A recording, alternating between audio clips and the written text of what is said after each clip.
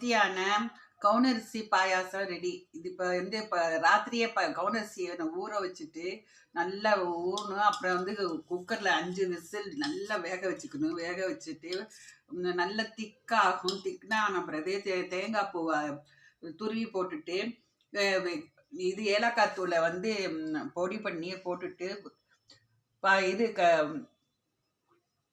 முந்திரி பருப்பு கிஸ்மிஸ் பழம் எல்லாத்தையும் நெய்யில் வறுத்து போட்டு பாயாசமாக செஞ்சால் மிகவும் ஹெல்த்தியான டேஸ்டியான கவுனரிசி பாயாசம் ரெடி. இது இந்த மாதிரி பாயாசம் சாப்பிட்டா ரத்தம் ஊறும், இடுப்புக்கு பலம் கொடுக்கும். இந்த மாதிரி பாயாசம் அடிக்கடி செஞ்சு சாப்பிடுங்க. குழந்தைகளுக்கு ஏற்ற உணவு, பெரியவங்களுக்கும் ஏற்ற உணவு, வயசானவங்களுக்கு சூப்பரான பெஸ்ட்டு பாயாசம் இது. சாதாரண பாயாசத்தோட இது ஹெல்த்தியான பாயாசம். இது செஞ்சு பார்த்து ஷேர் பண்ணுங்கள். எங்கள் சேனலுக்கு சப்ஸ்கிரைப் பண்ணுங்கள், சப்போர்ட் பண்ணுங்கள்.